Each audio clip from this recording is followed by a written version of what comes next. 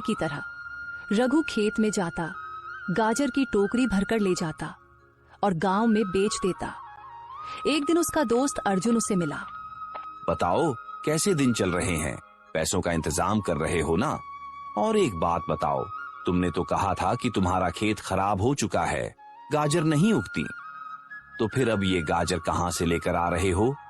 दूसरा, मैंने सुना है कि तुम्हारी बेटी अब बिल्कुल ठीक हो चुकी है। यह भगवान का लगता है खुशकिस्मती का वरदान हुआ है। हाँ अर्जुन भाई, ऐसा ही समझ लो। मेरे खेत में एक जादुई गाजरों का पौधा लगा है, उसी से मैं गाजर लाता हूं। उसकी गाजर कभी खत्म ही नहीं होती। मैंने अपनी बेटी को वही गाजर खिलाई थी, तो मेरी बेटी भी ठीक हो गई। ये सब भगवान का ही करिश्मा है, मुझे खुद भी कुछ समझ नहीं आ रहा। क्या बोल रहे हो रघु? मैं कोई बेवकूफ लग रहा हूं तुम्हें? जरूर तुम्हारे खेत में गाजर उग गई होंगी। आखिर ऐसा कौन सा पौधा है जिसकी तुम बात कर रहे हो? मैंने तो कभी नहीं सुना। सुना तो अर्जुन भाई मैंने भी नहीं था। चलो आओ, मैं आपको दिखाता हूं। मैंने अभी तक किसी को नहीं बताया, बस आपको ही दिखाता हूं। हाँ हाँ, चलो दिखाओ, मैं भी तो देखूं वो जादुई गाजर का पौधा। रघु अर्जुन को साथ लेकर अपने खेत पर चला गया, लेकिन जब वह वहां पहुंचा तो उसने देखा कि खेत खाली था। ये क्या हुआ? अभी कुछ देर पहले तो मैं यहाँ से गाजर तोड़कर ले गया था, फिर पौधा कहाँ गायब हो गया? अरे रघु, क्यों मेरा समय खराब कर रहे हो? मुझे तो पहले ही यकीन नहीं था, मैं तुम्हारी बातों में आ गया। चलो ठीक है, मुझे काम पर भी जाना है, ऐसा मजाक नहीं करना चाहिए। अर्जुन चला गया। रघु कुछ देर वहां खड़ा रहा, फिर गाजर लेकर गांव में बेचने के लिए चल पड़ा।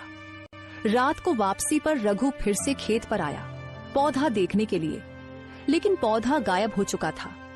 रघु बहुत मायूस हुआ, उसे लगा कि भगवान मुझसे नाराज हो गए हैं। वह अपने घर चला गया, अपनी बेटी को कुछ भी नहीं बताया और ऐसे ही सो गया।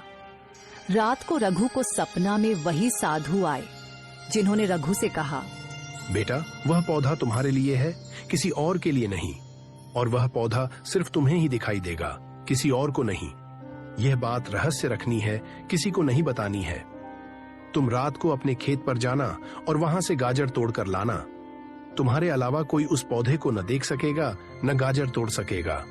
दूसरा, वो गाजर जो तुम तोड़ते हो आम गाजर नहीं है, उनमें जादुई शक्ति है। कोई भी बीमार व्यक्ति अगर उन्हें खा ले तो तुरंत स्वस्थ हो जाता है।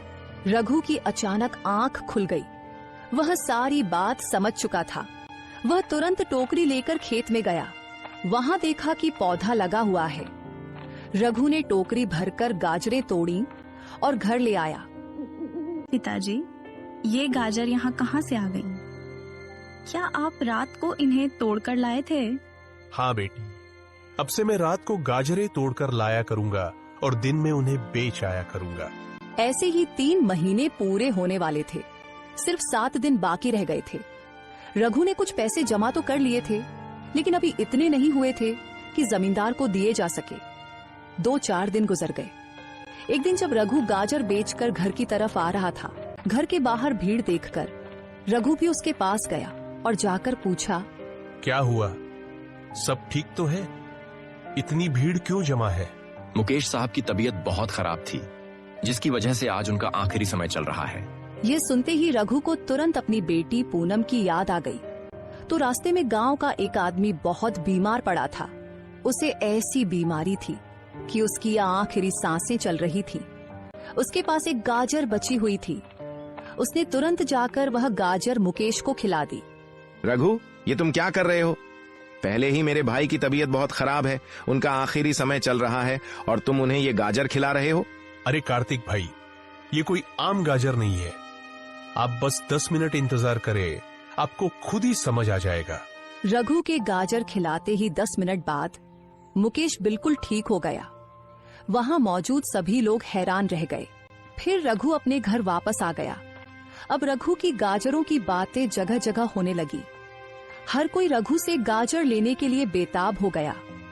अरे कमाल हो गया, रघु जो गाजर बेचता है वो तो जादुई गाजर है। अगर कोई बीमार आदमी उन्हें